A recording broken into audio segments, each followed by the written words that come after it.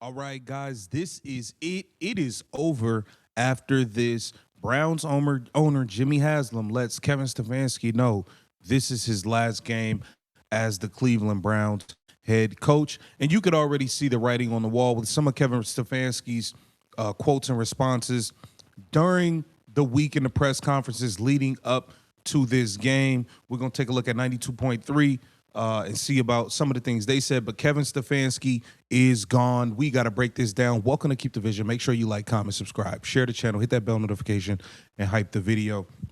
Let's get right into things. So Kevin Stefanski has been absolutely awful the last few years, running through coordinators, calling plays, then relinquishing play calling year after year at this point. And we know that he's had his buddies within the media space, Dan Orlovsky, people like that, putting fillers out there, basically saying, Kevin Stefanski is going to be a hot commodity on the coaching carousel if the Cleveland Browns get rid of him. Yeah, right. So we know that's been going on. It has been reported that Jimmy Haslam has started talks, potentially Mike McDaniel, the head coach from the Miami Dolphins. They were looking at the coach from University of Michigan. I mean, not Michigan, University of Notre Dame. Pardon me, Notre Dame. But he's committed to returning to Notre Dame. So they're going to be on the hunt for a new head coach.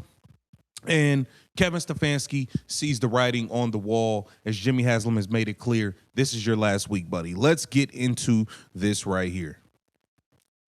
Was there any other interpretation to that press conference than he's gone? Kevin Stefanski's gone. I mean, because here's the first thing that crossed my the Jeff's question, hilarious. It wasn't even a question, I guess. Like, iconic moment for Jeff Shedeur. He you know the hold my beer meme? Yeah. That Jeff does that to himself. He's like, that you think that's a good question? Wait till I ask this one. Hold my beer. But that was one thing, but we both kind of looked at each other. He was asked about David Njoku and like the relationship he had with him early on, and Kevin, he's like cracking jokes at his press conference all of a sudden. He was like, David didn't like me early on because he thought I didn't like him, but really I just told him the truth and he didn't like it. And I was like, where did that come from? He never says stuff like that. He never says anything like that. Well, I mean, remember his first year here, That's David. because he knows it's over. He don't care now. Now he can let his hair down. He like, man, I don't care. I'm out of here anyway. I'm going to say what I want to say, man. It ain't no big deal. Whatever. I'll be out of here.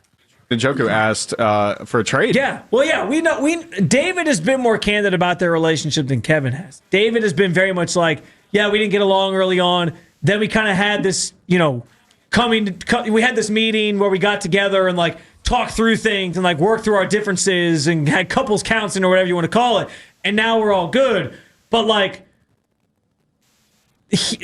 Kevin just gives you the straightforward answer of like, yeah, David and I, we early on, we worked through some things, and it's good. Like, he was cracking jokes about the relationship being on the rocks early on because he didn't like what he said. He didn't like they told him the truth. Like, this was the most like open book Kevin Stefanski we've ever gotten. And then like, I get that he was asking me based off the line or answering based off the line of questioning. It was a lot of questions. And he even joked, like, I think it was Ashley Bastock, like, yeah, just keep going. Like, we'll just, he's out here cracking jokes.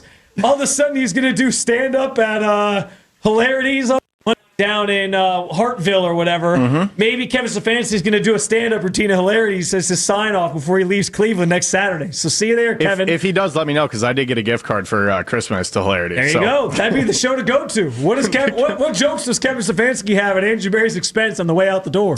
I guess that felt like Kevin. I know Kevin has like younger kids, so maybe he did make it to midnight this year. But that felt like he was sitting there on New Year's Eve with his family, and he's like, man, you know what? I got the opportunity to be an NFL coach, and I'm probably going to land on my feet pretty soon here. And it's going to be bummed to get fired by the Cleveland Browns after all this didn't work out. But you know what? Darn it, did we not have a good run? Which I think people would argue, no, you didn't. But then he just rolled in today and was like, man, I appreciate you guys. Respectfully, though. He knows it's over. All of the reports are out about the people that Jimmy Haslam is even interested in. You know what I mean? Like, Jimmy Haslam has not kept this a secret. He's let Kevin know it's over, bro. It's over.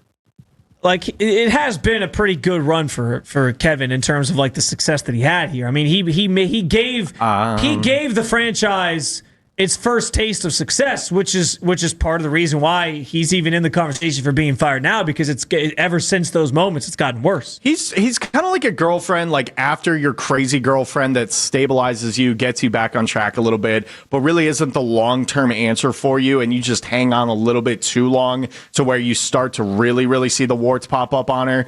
And so that's sort of what I'm looking at here right now, because I get like, you can't. If he does get fired on Monday, I think a lot of it's going to be what his record was, the quarterbacks that he dealt with, all of the issues around the team. You're saying that Kevin Stefanski's a rebound? Is that what you're saying? Yeah, but because a rebound from Hugh Jackson? Rebound from Freddie Kitchens. Like, Freddie Kitchens was such an unmitigated, immature disaster that they needed an adult in the room. Isn't a rebound usually come after like the good person? Like, isn't a rebound usually 50-50? So my experience, it never is after a good person. You have a lot of experience. Yeah. So okay. My grandma's listening. Come on now.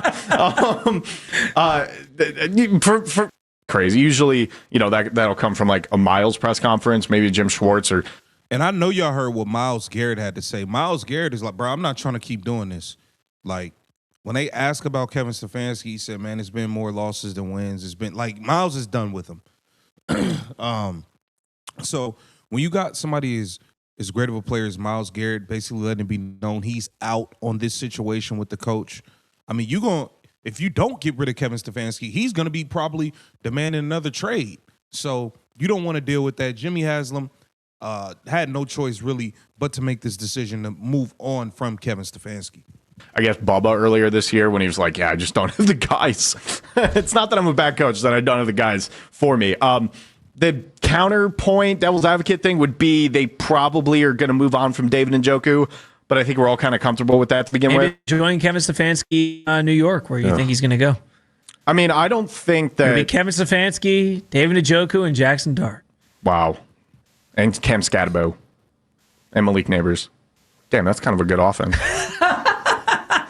All of a sudden, he's like, I'm going to go play Madden later and see how this all works out. I think I might go watch some Giants Can I trade for Kevin Stefanski? Are coach trades a thing in Madden yet? I don't think you could do that. I don't know. But I mean, I don't think David Njoku's coming back, right?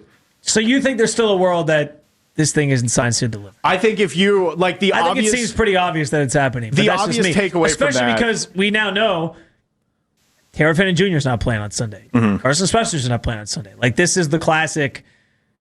Yeah, they're going to probably get rolled on Sunday, on Sunday, and they're going to have just 4 wins. Like, this is setting up for them to lose this game. I would expect that. It's over. They're going to lose, but ultimately, it's not about wins and losses at this point. It's about Kevin Stefanski being gone. It's as simple as that. Get down in the comments. Let me know what you think. This is Keep the Vision. Make sure you like, comment, subscribe, share the channel.